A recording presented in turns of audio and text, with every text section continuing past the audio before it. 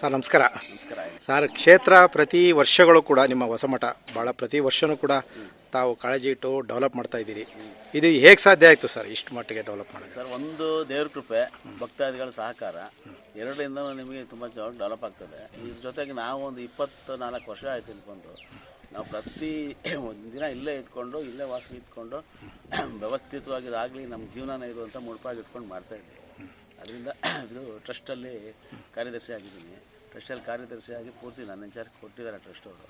ಅದರಿಂದ ತುಂಬ ಇಂಟ್ರೆಸ್ಟ್ ಆಗಿ ತುಂಬ ಲಕ್ಷಾಂತರ ಜನ ಭಕ್ತಾದಿಗಳಿದ್ದಾರೆ ಇಲ್ಲಿ ಅಂದ್ಬಿಟ್ಟು ತುಂಬ ಅದ್ಧೂರಿಯಾಗಿ ಬರಬೇಕು, ತುಂಬ ಹಿಂದುಳಿದಿದೆ ಈ ಕ್ಷೇತ್ರ ಅಂದ್ಬಿಟ್ಟು ಇದನ್ನು ಮನಸ್ಸು ಪೂರ್ತಿಯಾಗಿ ನಿಷ್ಠೆಯಿಂದ ನಿಂತು ಮಾಡ್ತಾ ಇರೋದ್ರಿಂದ ಸ್ವಲ್ಪ ಕೆಲಸ ಕಾರ್ಯಗಳು ನಡೀತಾ ಇದೆ. ಸರ್, ಈಗ ಅಲ್ಲಿ ಆ ಕಡೆ ಹಳೆ ಮಠಕ್ಕೂ ಈ ಹೊಸ ಮಠಕ್ಕೂ ಸಂಬಂಧ ಏನು ಸರ್? ಇದು ಏನಿದೆ ಸರ್ ಕ್ಷೇತ್ರದಲ್ಲಿ? ಏನಿಲ್ಲ, ಜನರಿಗೊಂದು ಗೊಂದಲ ಇರ್ತಾವಲ್ಲ ಸರ್, ಅದು ಏನು ಹೇಳ್ತೀನಿ. ಒಂದು ಹಳೆ ಮಠ ಒಂದೇ ಇದ್ದಿದ್ದು, ಹೊಸ ಮಠ ಇರಲಿಲ್ಲ. ಹಿಂದೆ ಸುಮಾರು ಒಂದು 200-300 ವರ್ಷಗಳ ಹಿಂದೆ ಅಲ್ಲಿ ಹಳೆ ಮಠನ ಪೂಜೆ ಮಾಡ್ಕೊಂಡಿದ್ದವರು ನಮ್ಮ ವಿಶ್ವಕರ್ಮರೇ ಅಲ್ಲೂ. ಅದು ಯಾವುದೋ ಕಾರಣಾಂತರದಿಂದ ಇವ್ರನ್ನ ಹೊರಗಡೆ ಹಾಕಿದ್ರು ಅಲ್ಲಿ ರಾಜರ ಕಾಲದಲ್ಲಿ, ಮಹಾರಾಜರ ಕಾಲದಲ್ಲಿ ಹೊರಗಡೆ ಹಾಕಿದ್ರು ಅಂತೇಳಿ ಇವ್ರಿಗೆ ನೀವು ಸಪ್ರೇಟಾಗಿ ಒಂದು ಮಠ ನೀವೇ ಮಾಡ್ಕೊಳ್ಳಿ ಅಂತ ಇವ್ರಿಗೆ ಆ ಕಾಲದಲ್ಲಿ ಮಡ್ರಾಸ್ ಕೋರ್ಟ್ ಒಂದು ಆರ್ಡರ್ ಕೊಟ್ಟಿದ್ದಾರೆ.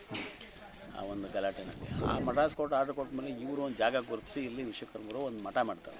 ಆ ಮಠ ಹೊಸಮಠ ಅಂತ ಹೆಸರಾಗಿ ಅವತ್ತಿಂದ ಇವತ್ತರೆಗೂ ನಡೀತಾ ಬರ್ತಾಯಿದೆ. ನಮ್ಮ ವಿಶ್ವಕರ್ಮರೆಲ್ಲ ಹಿಂದಿನವರು ತುಂಬ ವರ್ಷಗಳಿಂದ ಇದನ್ನು ಕಾಪಾಡಿಕೊಂಡು ಒಂದು ಮಠ ಮಾಡಿ ಒಂದು ದೇವಸ್ಥಾನ ಮಾಡ್ಕೊಂಡು ಎಲ್ಲ ಮಾಡ್ಕೊಂಡು ಬರ್ತಾಯಿದ್ರು. ಅದು ಈಚೀಚೆಗೆ ಟ್ರಸ್ಟ್ ಮಾಡಿ ನಾವು ಒಂದು 25 ವರ್ಷದಿಂದ ಟ್ರಸ್ಟ್ ಕಡೆಯಿಂದ ಇದನ್ನ ತುಂಬ ಹೆಚ್ಚಾಗಿ ಡೆವಲಪ್ ಆಗಲಿ ಅಂತ ಡೆವಲಪ್ ಮಾಡ್ತಾಯಿದ್ದೀವಿ. ಅಲ್ಲಿಗೂ ಇಲ್ಲಿಗೂ ಯಾವುದೂ ಸಂಬಂಧಗಳಿಲ್ಲ. ಅದು ವರ್ಷಗಳು ನೋಡ್ಕೋತಾರೆ. ಇದು ನಾವು ವಿಶ್ವಕರ್ಮರು ನಮ್ಮ ಕಮಿಟಿ ಇದನ್ನು ಕಮ್ಯುನಿಟಿ ಟ್ರಸ್ಟ್ ಮಾಡಿ ನೋಡ್ಕೋತಾ ಇದ್ದೀವಿ. ಸುಮಾರು ಎಷ್ಟು ಎಕರೆ ಸರ್? ಇದೊಂದು ಈ ಬೌಂಡ್ರಿ ಒಂದು 5-6 ಎಕರೆ ಇದೆ. ಅದಕ್ಕೆ 5-6 ಎಕರೆ ಫುಲ್ ಡೆವಲಪ್ ಮಾಡ್ತಾಯಿದ್ದೀವಿ. ಈಗ ಇಲ್ಲಿ ವ್ಯವಸ್ಥಿತವಾಗಿ ಏನೇನು ವ್ಯವಸ್ಥೆ ಸೌಲಭ್ಯಗಳಿದೆ ಸರ್? ಪ್ರತಿಯೊಂದೂ ಸೌಲಭ್ಯ ಮಾಡಿ ನೋಡಿ. ಈಗ ಗಂಡಸರದ್ದು ಟಾಯ್ಲೆಟ್ಸ್, ಬಾತ್ರೂಮು ಟಾಯ್ಲೆಟ್ಸ್ ಮಾಡಿದ್ವಿ. ಅಲ್ಲಿ ಹೆಂಗಸರು ಟಾಯ್ಲೆಟ್ಸ್ ಮಾಡಿದ್ದೀವಿ. 4 ಮೂಲನೂ ಎಲ್ಲ ಟಾಯ್ಲೆಟ್ಸ್ಗಳು ಮಾಡಿದ್ದೀವಿ. ಸ್ನಾನಕ್ಕೆ ಮತ್ತು ದೊಡ್ಡ ಟ್ಯಾಂಕ್ ಮಾಡಿದ್ದೀವಿ ನೀರು ವಾಟರ್ ವ್ಯವಸ್ಥೆಗೆ. ಮತ್ತು ಜನ ಬಂದು ಇಳ್ಕೊಳ್ಳೋರಿಗೆ ಸಾಕಷ್ಟು ರೂಮ್ಗಳೆಲ್ಲ ಮಾಡಿದ್ದೀವಿ. ಭಕ್ತಾದಿಗಳೇ ಮಾಡಿಸಿದ್ದಾರೆ ಎಲ್ಲ ರೂಮ್ಗಳು. ಇಲ್ಲಿ ವ್ಯವಸ್ಥಿತವಾಗಿ ಸಾಕಷ್ಟು ವ್ಯವಸ್ಥೆ ಇದೆ. ಅಂದರೆ ಇಲ್ಲಿ ವಿಶ್ವಕರ್ಮರೇ ಬರೋದ್ರಿಂದ ಅವ್ರಿಗೆ ಎಷ್ಟು ಬೇಕೋ ಅಷ್ಟು ಸಾಕಷ್ಟು ವ್ಯವಸ್ಥೆಗಳಿದೆ. ಸರ್ಕಾರದ ಸೌಲಭ್ಯಗಳೇನು? ಸರ್ಕಾರಿ ಸೌಲಭ್ಯ ಏನೋ ತಗೊಂಡು ಇದು ಸರ್, ಈಗ ಪ್ರಮುಖವಾಗಿ ಸಿದ್ದಪ್ಪಾಜಿಗೂ ವಿಶ್ವಕರ್ಮಗೂ ಏನು ಸಂಬಂಧಗಳು ಸರ್ ನಿಮ್ಮ ಪ್ರಕಾರ? ಸಿದ್ದಪ್ಪಾಜಿ ಅವರು ವಿಶ್ವಕರ್ಮರೇ, ಪವಾಡ ಪುರುಷ. ಅವರು ಅಲಗೂರು ಚಿಲ್ಲಾಪುರದ ಪಾಂಚಾಳರ ವಂಶಸ್ಥರು. ಅಂದರೆ ಅವರ ವಂಶಸ್ಥರು ಚಿಲ್ಲಾಪುರದ ವಿಶ್ವಕರ್ಮ ವಂಶಸ್ಥರು. ಆ ವಂಶಸ್ಥರ ಆಗಿರೋದ್ರಿಂದ ಅವ್ರಿಗೇನು ಪವಾಡಗಳನ್ನ ನಡೆಸಿದ್ರು. ಈ ಅಲಗೂರು ಚಿಲ್ಲಾಪುರದ ಪಾಂಚಾಳರು ಅಂದರೆ ಅವರು ಶಿಲ್ಪಿಗಳನ್ನು ನಿಮಗೆ ಗೊತ್ತೇ ಇರೋಂಗೆ ಹಿಂದಿನ ಕಾಲದಲ್ಲಿ ಪ್ರತಿಯೊಂದು ಖನಿಜ ಸಂಪತ್ತನ್ನು ಭೂಮಿಯಿಂದ ಅಗದು ತೆಗೆದು ಅದನ್ನು ನಿಮಗೆ ರೂಪಕ್ಕೆ ತರೋವಂಥವರು ವಿಶ್ವಕರ್ಮರೇ. ಅದರಲ್ಲಿ ಕಬ್ಬಣನೂ ಒಂದು. ಆ ಕಬ್ಬಣನೂ ಒಂದಿದ್ದಾಗ ಅದು ಇವ್ರದೇ ಸ್ವತ್ತು ಮಾಡಿಕೊಂಡು ಅದನ್ನು ತುಂಬ ಯಾರೋ ಹಿಂದೆ ಪಾಳ್ಯಗಾರಗಳು ರಾಜರುಗಳು ಇವ್ರನ್ನ ಆಯುಧಗಳು ಮಾಡಿಕೊಡಿ ಅಂತ ಕೇಳ್ತಿದ್ದಾಗ ಇವ್ರನ್ನ ಎದುರಿಸಿ ಆಯುಧಗಳು ಮಾಡಿಸ್ಕೊತಾಯಿದ್ರು. ಆಗ ಯಾರೋ ಒಬ್ಬ ತಿರುಗಿ ಬಿದ್ದು ಏನು ಮಾಡ್ತಾನೆ, ನಿಮ್ಗೆ ಯಾಕೆ ಎದುರ್ಕೊಂಡು ನಾನು ಆಯುಧ ಮಾಡ್ಕೊಡ್ಬೇಕು ಅಂತೇಳಿ ಆಯುಧ ಕೊಡೋದೇ ಇಲ್ಲ ಅಂತ ತಿರುಗಿ ಬಿದ್ದಾಗ ಇವರಿಗೆ ಚಿನ್ನ ಕೊಡ್ತೀವಿ, ವಜ್ರ ಕೊಡ್ತೀವಿ, ನಮಗೆ ಆಯುಧ ಕೊಡಪ್ಪ ಅಂತ ಸಮಾಧಾನಕ್ಕೆ ಬರ್ತಾರೆ. ಆಗ ಇವರು ಚಿನ್ನ ವಜ್ರ ಎಲ್ಲ ಇಸ್ಕೊಂಡು ಇವರು ಆಯುಧಗಳು ಕೊಡ್ತಾ ದೊಡ್ಡ ಶ್ರೀಮಂತರೇ ಆಗ್ಬಿಡ್ತಾರೆ. ಹಂಗಾಗಿ ಇವರು ಪಾಂಚಾಳ ರಾಜರಾಗ್ಬಿಡ್ತಾರೆ. ರಾಜರಾದಾಗ ಇವ್ರ ಕಬ್ಬಣನ ಇವ್ರು ಸ್ವತ್ತೇ ಮಾಡ್ಕೊಂಡ್ಬಿಡ್ತಾರೆ. ಇವ್ರು ಸ್ವತ್ತೇ ಮಾಡ್ಕೊಂಡಾಗ ಆ ಸ್ವತ್ತನ್ನು ಬಿಡುಗಡೆ ಮಾಡ್ಸೋಕ್ಕೋಸ್ಕರ ಅದು ಈಶ್ವರನ ದೃಷ್ಟಿಯಲ್ಲಿ, ಶಿವನ ದೃಷ್ಟಿಯಲ್ಲಿ ಅವ್ರಿಗೆ ಅರ್ಪಿತ ಗೊತ್ತಾಗಿ ಆಮೇಲೆ ಈ ಸಿದ್ದಪ್ಪಾಜಿಯವ್ರನ್ನ ಇಲ್ಲಿ ಸೃಷ್ಟಿ ಮಾಡ್ತಾರೆ. ಯಾಕಂದರೆ ಇವ್ರ ವಂಶದಿಂದನೇ ನಾವು ಇದನ್ನ ಈಚೆ ತೆಗಿಬೇಕು, ಇಲ್ಲಾಂದರೆ ನಾವು ತೆಗಿಯೋಕ್ಕಾಗಲ್ಲ ಅಂತ ಆವಾಗ ಸಿದ್ದಪ್ಪಾಜಿಯವರು ಸೃಷ್ಟಿಯಾಗಿ ಅಲ್ಲಿಂದ ಮುಂದೆ ನಿಮಗಿನ್ನೆಲ್ಲ ಕತೆ ಗೊತ್ತಿರೋಂಥ ವಿಷಯನೇ. ಸಿದ್ದಪ್ಪಾಜಿ ಸಂಬಂಧಪಟ್ಟಂಗೆ ಇಲ್ಲಿ ಮೂಲ ನಮಗೆ ಏನು ಸಿಗುತ್ತೆ ಸರ್ ಈ ಮಠದಲ್ಲಿ? ಮೂಲ ವಸ್ತುಗಳು ಅಥವಾ ಏನಾದ್ರು ಅವರು ಬಳಸಿದ್ದು ಅಥವಾ ಗದ್ದಿಗೆ ಏನಾದ್ರು ಇಲ್ಲಿದೆಯಾ ಸರ್ ಅವ್ರದ್ದು? ಇಲ್ಲಿ ಮೂಲ ಕಂದಾಯ ಇದೆ. ಕಂದಾಯ ಅವ್ರು ಬಳಸಿದ್ದು ಕಂದಾಯ ಅಂತ ಇದೆ, ಬಟ್ ಅದು ಸರಿಯಾಗಿ ಗೊತ್ತಿಲ್ಲ. ಎಷ್ಟನೇ ಶತಮಾನದಲ್ಲಿ ಇದ್ರು ಸಿದ್ದಪ್ಪಾಜಿಯವರು ಅಂತ ನಿಮಗೆ ಏನಾದ್ರು ಸುಮಾರು ಇದು ಒಂದು ಬಸವಣ್ಣನ ಕಾಲದಲ್ಲಿ 12ನೇ ಶತಮಾನ. ಅಂದರೆ ಇವರು ಸಾಧು ಸಂತರುಗಳು ಪ್ರಚಾರ, ಇವರು ಲೋಕ ಕಲ್ಯಾಣಕ್ಕೆ ಬಂದವರೇ. ಲೋಕ ಕಲ್ಯಾಣಕ್ಕೆ ಅಂದರೆ ಇವರು ಶಿಲ್ಪಿಗಳೇ. ಇವರು ಕುಲ್ಮ ಕೆಲಸ ಮಾಡ್ಕೊಂಡಿದ್ದವ್ರೆ. ಇವರು ಕಬ್ಬಣದಾದ್ರಿಂದ ಕಬ್ಬಣ ಮಾಡಿ ಕುಲ್ಮ ಕೆಲಸ ಮಾಡ್ಕೊಂಡಿದ್ದವ್ರೆ. ಅವರು ವಂಶಸ್ಥರನ್ನೇ ಮಂಟೇಸ್ವಾಮಿ ಅವ್ರು ಬಂದ ಮೇಲೆ ಅವ್ರನ್ನ ಈಚೆ ತೆಗೆದು ಅವ್ರು ಶಿಷ್ಯರು ಮಾಡಿಕೊಂಡು ಅವರು ಪಾಂಚಾಳ ರಾಜರಿಂದ ಕಬ್ಬಣನ ಲೋಕಕ್ಕೆ ಬಿಡುಗಡೆ ಮಾಡಿಸೋದೇ ಇವ್ರ ವಿಷಯ. ಈಗ ನಿಮ್ಗೆ ಎಲ್ಲ ಕಡೆ ಕೇಳಿದ್ದೀರ ದೊರಗೆ ದೊಡ್ಡವರು ಅಂತ ಇವ್ರಿಗೆ ಹೆಸರು ಬಂದಿರೋದು. ಮಂಟೇಸ್ವಾಮಿ ದೊರಗೆ ದೊಡ್ಡವರು ಯಾಕೆ ಹೆಸರು? ಯಾಕೆ ಇಷ್ಟೊಂದು ಜನ ದೇವರಿದ್ದಾರೆ, ಅವ್ರಿಗೆಲ್ಲ ಯಾಕೆ ಬಂದಿಲ್ಲ ದೊರಗೆ ದೊಡ್ಡವರು ಅಂತ? ಯಾಕೆ ಬರಲಿಲ್ಲ ಅಂದರೆ ನಿಮಗೆ ದರೆಗೆ ಬೇಕಾಗಿರೋದು ಮೂಲ ಕಬ್ಬಣ. ಮೂಲ ಅವತ್ತು ಕೃಷಿಗೆ ಬೇಕಾಗಿತ್ತು. ಯಾವುದಕ್ಕಾರಾಗಲಿ ನಿಮಗೆ ಕಬ್ಬಣ ಇಡೀ ದರೆನಲ್ಲಿ ನಿಮಗೆ ಕಬ್ಬಣ ಇಲ್ಲದೆ ಜೀವನ ಇಲ್ಲ.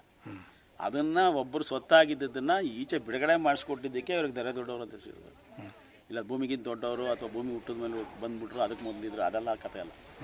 ನಿಮಗೆ ಈಗ ಮಾದೇಶ್ವರ ಇದ್ದಾರೆ, ನಂಜುಂಡೇಶ್ವರ ಇದ್ದಾರೆ, ವೆಂಕಟರಮಣ ಎಲ್ಲರೂ ಇದ್ದಾರೆ. ಯಾರಿಗೂ ದರೆಗೆ ದೊಡ್ಡವರು ಅಂತ ಹೆಸರಿಲ್ಲ. ದರೆಗೆ ದೊಡ್ಡವರು ಅಂದರೆ ದರೆಗೆ ಬೇಕಾಗಿರೋಂಥ ಕಬ್ಬಿಣ ಏನಿತ್ತು ಸಮಾಜ ಜೀವನಕ್ಕೆ ಬೇಕಾದಂಥದ್ದು, ಅದು ಒಬ್ಬರದೇ ಸ್ವತ್ತಾಗಿದ್ದಾಗ ಅದನ್ನು ಬಿಡುಗಡೆ ಮಾಡಿಸ್ಕೊಟ್ರಲ್ಲ ಸಮಾಜಕ್ಕೆ, ಅದಕ್ಕೆ ಅವ್ರಿಗೆ ದರೆಗೆ ದೊಡ್ಡವರು. ಇಲ್ಲಿ ಮೂಲ ದೇವಸ್ಥಾನಗಳು ಯಾವ್ದಾವ್ದು ಮಾಡಿದ್ರಿ ಸರ್? ಈಗ ಅಲ್ಲಿ ಇಲ್ಲಿ ಒಂದು ದೇವಸ್ಥಾನ ಇದೆ, ಸಿದ್ದಪ್ಪಾಜಿಯವ್ರ ಗದ್ಗೆ, ಅವ್ರ ಹೆಸರಲ್ಲಿ ಅಲ್ಲಿ ಐಕ್ಯ ಆಗಿದ್ದಾರೆ ಹಳೆ ಮಠದಲ್ಲಿ. ನಾವಿಲ್ಲಿ ಐಕ್ಯ ಆಗಿರೋದು ಗದ್ಗೆ ಮಾಡಿಕೊಂಡು ಅವ್ರದ್ದು ಮೂಲ ಗದ್ಗೆ ಮಾಡಿದ್ದೀವಿ. ಗದ್ಗೆ ಜೊತೆಗೆ ಅವ್ರದ್ದು ಮೂರ್ತಿ ಪ್ರತಿಷ್ಠಾಪನೆ ಮಾಡಿದ್ದೀವಿ. ಅದ್ರ ಜೊತೆಗೆ ಅವರು ಪಂಚಮೂರ್ತಿಗಳ ಪ್ರತಿಷ್ಠಾಪನೆ ಮಾಡಿದ್ದೀವಿ. ಆಮೇಲೆ ನಾವು ವಿಶ್ವಕರ್ಮ ಕುಲ ಬಂದವರಾಗಿರೋದ್ರಿಂದ ವಿಶ್ವಕರ್ಮ ಗಾಯತ್ರಿಯಿಂದ ಪ್ರತಿಷ್ಠೆ ಮಾಡ್ಕೊಂಡಿದ್ದೀವಿ. ಅದ್ರ ಜೊತೆಗೆ ಗಣಪತಿ ಪ್ರತಿಷ್ಠೆ ಮಾಡ್ಕೊಂಡಿದ್ದೀವಿ.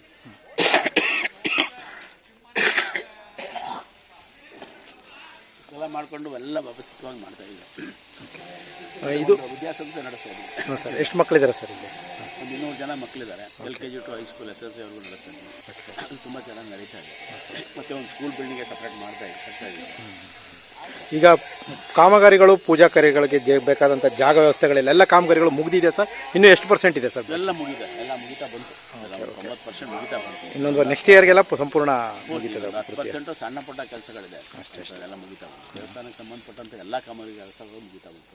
ಇನ್ನು ವಿದ್ಯಾಸಂಸ್ಥೆಗೆ ಸಂಬಂಧಪಟ್ಟಂಥ ಕೆಲಸಗಳು ಈಗ ಶುರು ಮಾಡ್ತಾರೆ. ಈಗ ಚಂದ್ರಮಂಡಲ ಪ್ರತಿ ತಿಂಗಳು ಜನವರಿಯಲ್ಲಿ ಧನುರ್ಮಾಸದಲ್ಲಿ ಬರುವಂಥದ್ದೇ ಚಂದ್ರಮಂಡಲ ವಿಶೇಷ.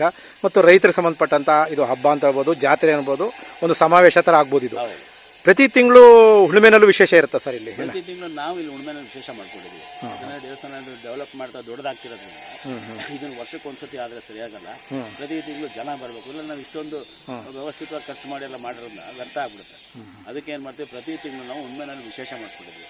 ನಾವು ಇದಕ್ಕೇನೆ ಅವರ ಕಂದಾಯಕ್ಕೇನೆ ಮಜ್ಜನ ಕೊಳ ಅಂತ ಒಂದು ಮಾಡಿದ್ದೀವಿ ಕೆಳಗಡೆ ದೇವಸ್ಥಾನದಲ್ಲಿ. ಅಲ್ಲಿಂದ ಅವ್ರ ಮಜ್ಜನ ಕೊಳದಲ್ಲಿ ಕಂದಾಯ ಮಜ್ಜನ ಮಾಡಿಸಿ ಅವ್ರು ನಾವು ಫುಲ್ಲು ಮೆರವಣಿಗೆ ಬಂದು ಅವರು ಬಸವಣ್ಣ ಮತ್ತು ಕಂದಾಯ ಮೆರವಣಿಗೆ ಮಾಡಿ ಪೂರ್ತಿ ಜನ ಪ್ರತಿ ತಿಂಗಳು ನಿಮಗೆ ಒಂದು 2-3 ಸಾವಿರ ಜನ ಸೇರ್ತಾರೆ ಅವ್ರಿಗೆ.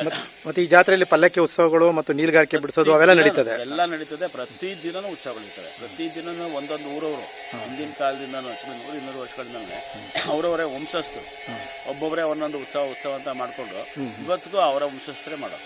ಎಷ್ಟು ಹಳ್ಳಿಗಳಿಂದ ಬರ್ತಾರೆ ಸರ್ ಸಾಮಾನ್ಯವಾಗಿ? ಯಾವ ಜಿಲ್ಲೆಗಳಿಂದ ಬರ್ತಾರೆ? ಆಲ್ಮೋಸ್ಟ್ ಅಲ್ಲಿ ನಿಮಗೆ ಒಂದು 4-5 ಜಿಲ್ಲೆಯಿಂದ ಎಲ್ಲರೂ ತುಂಬ ಜನ ಬರ್ತಾರೆ.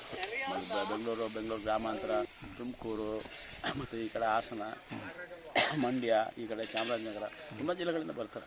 ನಿಮಗೆ ಕಡೆಯದಾಗ ಒಂದು ಪ್ರಶ್ನೆ ಸರ್, ಈ ಮಠದಲ್ಲಿ ಈ ಜಾಗದಲ್ಲಿ ಮಾಡೋದಕ್ಕೆ ಪ್ರೇರಣೆ ಏನು ಸರ್ ನಿಮಗೆ? ಸರ್ ಪ್ರೇರಣೆ ಅಂದರೆ ಏನು ಇಲ್ಲ. ಈಗ ನಾನು ಅಲ್ಲ, ನಿಮ್ಮ ಮನೆಯಲ್ಲಿ ಕುಟುಂಬಸ್ಥರು ಹಿಂದೆಯವರು ಯಾರು ಮಾಡಬೇಕು ಅಂತ ತಾವು ನಿವೃತ್ತಿ ಇಂಜಿನಿಯರ್ ಅಂತ ಕೇಳ್ಪಟ್ಟೆ. ಕಥೆ ಪ್ರಕಾರ ಸರ್ ನಾನು ಏನಾಗಿದೆ ಅಂದರೆ ಇಲ್ಲಿ ಮೂಡಲಧ್ವನಿ ಹವಳ ಪಬ್ಲಿಕ್ ಪವರ್ ಕನ್ನಡ ಯೂಟ್ಯೂಬ್ ಚಾನಲ್ಗೆ ಒಮ್ಮೆ ಸಬ್ಸ್ಕ್ರೈಬ್ ಮಾಡಿ, ಬೆಲ್ ಐಕಾನ್ ಪ್ರೆಸ್ ಮಾಡಿ, ಹೊಸ ವಿಡಿಯೋಗಳನ್ನ ನೋಡ್ತಾ